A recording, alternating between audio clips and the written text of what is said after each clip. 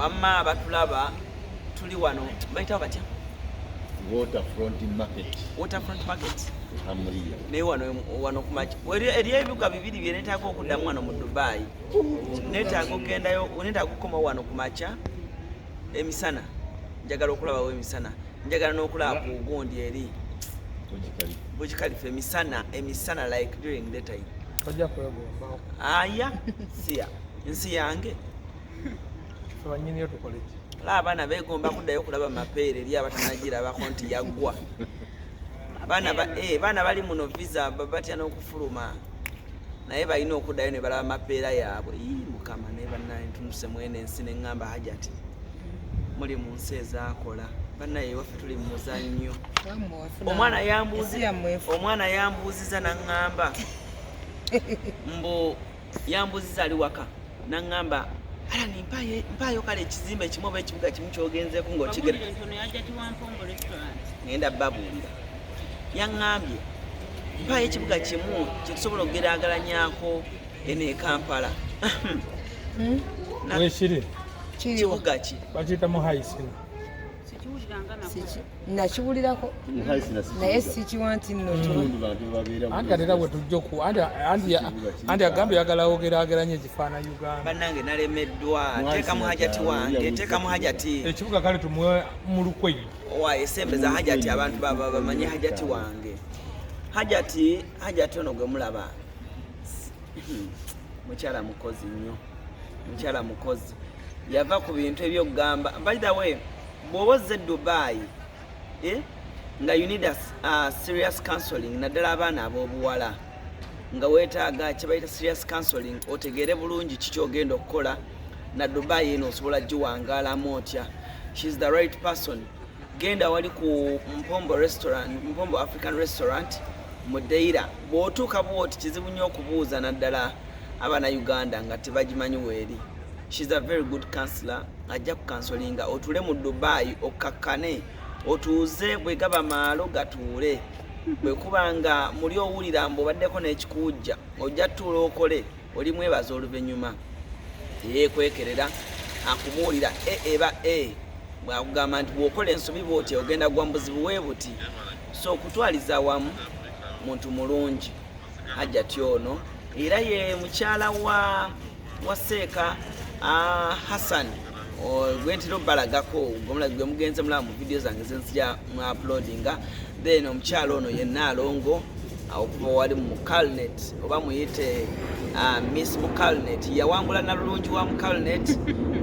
Bano bakimu bono oba Mr. Twabo bama era babuwadde nze kakati era mu Calnet twasazeewo ne tugamba nti kimweyogerawo ki omwami w'omugole wa Mr. Twabo mumye naye raba emabega waka mwana wa maama ojja tegeera nti abasajja bantaddemu ssente. Ekyemisana wayezeene ekyemisana mala okwogera ekyemisana Hajati ono gwe mulaba tokutama nnyo ojja kwonoona vidiyo wama Hajati ettala ne bwe ziba teziriiko yamala Ayaka. Hajati ekyennyanja kyo nziruka budduse mu luumu oluusi nenziruka emisinde kimu nenziruka emisinde olw'ensonga Hajati atufaako nnyo nze ne Makumoto Matovu Divorce. Hajati atufaako nnyo. Hajati kumakya tuli ekyennyanja n'omuceere n'ennyama n'enkoko ffe tweronderako bigreens ne biyoka biyiikayiika emabbali eno biti embeera nebanga ate yanjawulo. In the afternoon tulira ddala kaceere oba kapiraawo oba kano ka white rice amatooke ettooke lyennyini eryaffe ery Uganda ne tulya lumonde muwogo kajuisi oli akayita kajuisi nsinga kwagala ka beetroot era ki beetroot ekyo ekicupa Haja atera okubeera nakyo mu mmotoka tutera kikubakubamu awo nga tugenda esharuja kwagamaya yewassebo oyagala kubuza abantu mu Dubai wamma nategedde ebibuga bino wammanga Sharjah Deira kibuga Shekani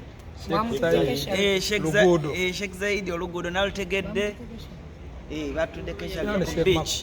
Tulinawo Emirates Road ebyo sibimanyi teri kalungi akati awali akalungi wamma yeddeira kuba wewali restaurant eriranye awo Mpombo restaurant omukono gufa bwagambye naye nga hajati ono naddala abaana abawala abaagala ova mu biyumba nga mujja straight away. By the way, Nalongo muleeteewo enkola mu mukalineti yaffe eno hajati ono afune engeri aso ku kansolinga abaana abawala alina ebigambo ebisobola ozimba abaana abawala. Baana abawala balina ekyejo Dubai mubaddemu naye ntegedde ebintu bibiri ow'ekyejo tojja Dubai.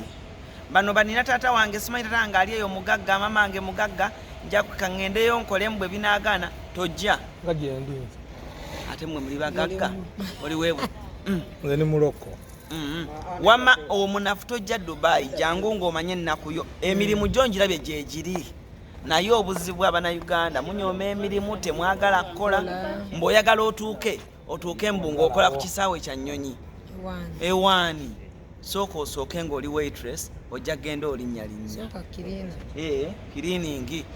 Kale bamuyise Kim gwe nakubya akalulu mu mukalunet era nga nze Mr. Mukalunet bamukubya akalulu kuba omugole ofunye ne chance nti mu bulamu bwo bwonna ogakusooka kwambala suuti ku mukolo gwange ne omukolo ogulanze tulinga abagenda mu concert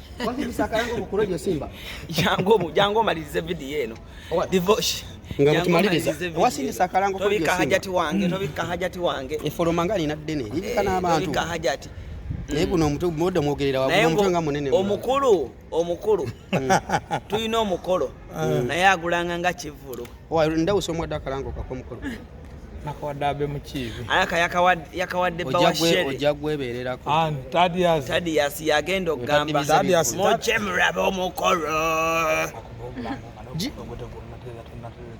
gye tunaabeera ewa Dubai gye tunaabeera naye nga bannange Kim mugole era Kim ye mugole omutuufu wale tujja kukoma wano tubabuulire naye hajati nkusaba obeerewo omukolo gwo gugwe Kim agenda fukamira omuwala agaane Kim ogenda fukamira omuwala agaane kigenda olika kityanga omuwala agamba nze Kim nkwata mpeta zalina byakulya benga tugenda naye ojja ojja kwanga tona kuva ku mavivi nga Uganda bategedde dda nti Kim bakuzize mama shani bagenda zira boyiwo DJ Shani tunaayita bafana ziza bafana kale cruise exclusive kubadde aniko chenkweche amasoja amasenix makina nanana enaku zinalina mbusimanyi kaleke tukabye embuzi ngeye tugenze